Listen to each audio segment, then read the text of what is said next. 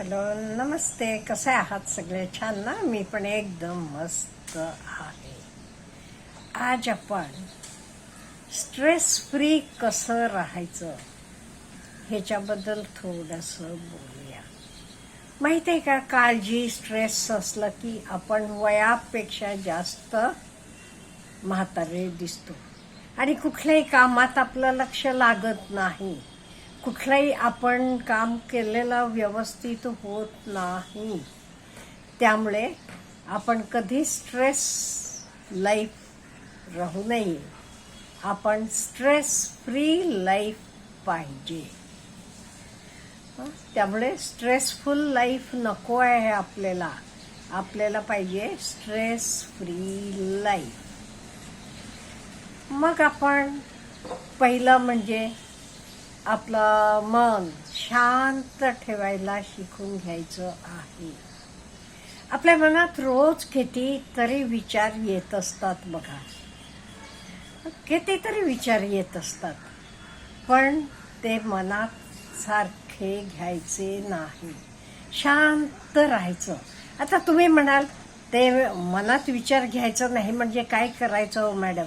अगदी सोपं आहे. जे मी करते तर तुम्ही फॉलो करा.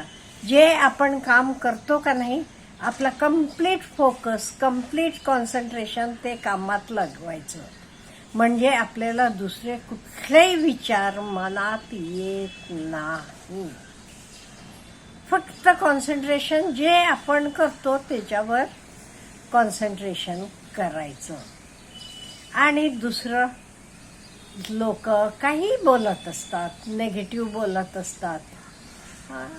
आपल्या आजूबाजूचे असतील, तुमचे जवळचे असतील, हे सगळीकडे चालू असते. इकडे तिकडे असं नाहीये.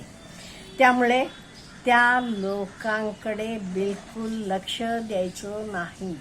त्यांचे बोलण्याकडे पण लक्ष द्यायचं नाही. ते का बोलतात माहिती आहे का? तुमचं चांगलं होणं हे त्यांना बघवत नाहीये.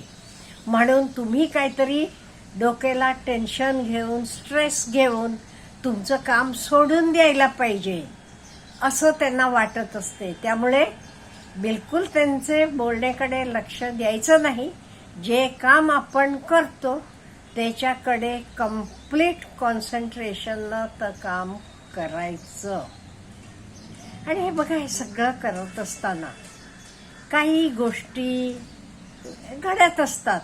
म्हणजे काही आपले कंट्रोलमध्ये असतात. आपले कंट्रोलमध्ये आहे ना, तर कंट्रोल करा, चेंज करा.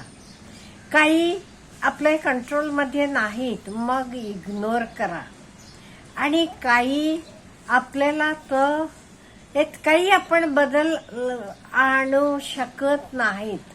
फॉर एक्झाम्पल, आपले जवळचं आई वडिलांचा मृत्यू असेल, आपण काही बदल करू शकतो का? ते नाही. मग we have to accept it.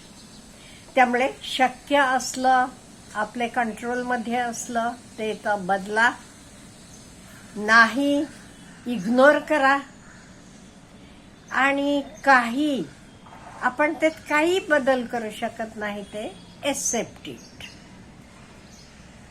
आणि एक लक्षात ठेवा, कित्येक वेळेला आपल्याला प्रत्येकाला वाटते आपलं सगळं परफेक्ट पाहिजे. काही असू देत, घरातलं काम असू देत, बाहेरचं असू देत, अगदी परफेक्ट. अहो, परफेक्शन बघायला गेलं का नाही, 100% परफेक्ट कुठेही कोणीही नसतो. हे लक्षात ठेवा तुम्ही. त्यामुळे नो डाऊट चांगलं व्हावं ह्याच्याकडे लक्ष द्या, पण अगदी परफेक्ट लाईफ असायला पाहिजे, असं पाहिला पाहिजे, असं पाहिजे नाही. 100% परफेक्शन कोणालाही नसते, हे लक्षात ठेवा.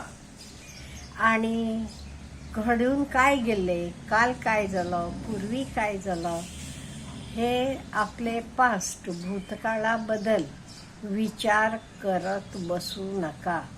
अहो, काय घडून गेलेलं तुम्ही आता बदलू शकता का? नाही बदलू शकत. मग त्याच्यातनं आपण नवीन धडा तरी घेऊ शकतो आणि त्याचे प्रमाणे फॉलो करू शकतो. त्यामुळे जे काही घडून गेलेलं आहे त्याच्याकडे बिलकुल लक्ष द्यायचं नाही. विचार करत बसायचं नाही. मनाला दुःख करायचं नाही. ह्याच्यासाठी ओव्हर थिंकिंग पण अवॉइड करा. पुढचं पण काही लोकांचं मोठं झाल्यावर काय करणार, मूल आहे एवढूसं, आजपासून विचार, अभ्यास केला नाही तर त्यांना काय होणार, अमुक काय होणार. ओव्हर थिंकिंग सोडून द्या ना. कुठल्याही गोष्टीचं ओव्हर थिंकिंग करू नका आणि गिव्हअप करायला शिकून द्या. कोणी काही केलं तरी, चूक झाली असली तरी क्षमा करा त्याला. तुमच्याकडनं घडलं असलं तरी सोडून द्या. हे लक्षात ठेवायचं. नुसतं तर मनात घेऊन बसायचं नाही. लोकांची चूक तरी आपली तरी. आणि पुढचं कुठलंही काम आपण घेतलं का नाही विचार करा, कॅन आय डू इट, मी हे करू शकते, हां मग लेट मी स्टार्ट. मग लगेच चालू करायचं. मग दिवस बघत थांबायचं नाही, उद्या करू का, परवा करू का, पुढच्या महिन्यात करू नाही. अंगात जरा जोश ठेवा, जरा लाईफ जिवंत राहावा. आपण मेलेलो नाहीत, आपण जिवंत आहोत. म्हणजे जोश पाहिजे. ओके, मी करू शकते, करते.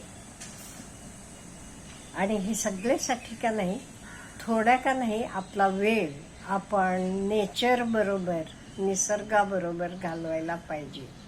आपल्या घराच्या आजूबाजूला झाडं असतील. आमचे घरचे बाजूला तर का नाही भरपूर पोपट आहेत. येऊन सकाळी झाडावर बसतात, इकडे तिकडे खेळत असतात. मी नुसतं निरीक्षण करत असते. कित्येक वेळेला खूप बरं वाटते. किंवा आजूबाजूला गार्डन असते, तिथे जावा. शक्य असलं तर आता पावसाळ्यात जास्त आपल्याला बाहेर जाता येत नाही. त्यामुळे शक्य असले एवढं निसर्गाबरोबर वेळ घालवायला शिका. आणि महत्त्वाचं म्हणजे जे शक्य नाही त्याला नो म्हणायला शिकायला पाहिजे. कित्येक वेळेला आपल्याला वाटते नो नाही म्हटलं तर त्याला काय वाटेल. आपल्याला वेळ नाही आहे. तुमचा मित्र विचारतो क्लास बुडवून आपण फिरायला जाऊया, बाहेर पिक्चरला जाऊया, अशा वेळी नो म्हणणं योग्य आहे ना. त्यामुळे नो म्हणायला शिकायला पाहिजे. हे शिकून घ्यायचं. आणि टॉक्सिक पीपल आपल्या आजूबाजूला सगळीकडे असतात. तुम्हाला दुःख द्यायला हे कायम तयार असतात. तुमचं चांगलं होत असलेलं बघवत नाही त्यांना, म्हणून नावं ठेवतात. ह्या लोकांपासून लांब राहावा. आणि काही आपल्याकडनं मिस्टेक झालं असलं तरी, काही चुका, आपण माणसं आहोत, टू एव्हरीज ह्युमन. काही चूक झाली असली तरी नो म्हणायला किंवा सॉरी म्हणायला शिकूया आपण. परत ती चूक करायची नाही. परत ती चूक बिलकुल करायची नाही. नो म्हणायचं आहे. पण एकदा आपल्या हातातनं चूक घडली आहे, ओके सॉरी हे म्हणायला शिकूया. सॉरी म्हटलं का नाही आपल्या मनाला बघा किती बरं वाटते, खूप आनंद होतो. त्यामुळे सॉरी म्हणायला शिकायला पाहिजे. आणि थँक्यू म्हणायला पण शिकायला पाहिजे. आपल्याला कोणी मदत केलेली असते, थँक्यू म्हणायला काय हरकत आहे. थँक्यू म्हणा, ग्रॅटिट्यूड. एवढ्यासाठी आपल्याला पूर्वीपासून लोकांनी शिकवलेलं आहे बघा. जेवायच्या आधी आपण काय म्हणतो, कशासाठी ती प्रेयर असते, जे आपल्याला अन्न दिलेलं आहे, म्हणजे तर तयार केलेले फार्मर पासून ते आपले पानावर तयार करून घातलेले आपले आई असेल, बायको असेल, बहीण असेल, कोणी असेल, त्यांचेपर्यंत सगळ्यांना आपण थँक्यू म्हणत असतो. त्यामुळे कुठल्याही गोष्टीला आपल्याला कोणी मदत केली का नाही, आपण थँक्यू म्हणायला पाहिजे त्यांना. आणि आपण थँक्यू म्हटलं तर आपण कुठेही कमी पडत नाही. उलट आपलं मन सगळं छान वाटते, समोरच्यालाही छान वाटते. आपण स्ट्रेस फ्री असतो.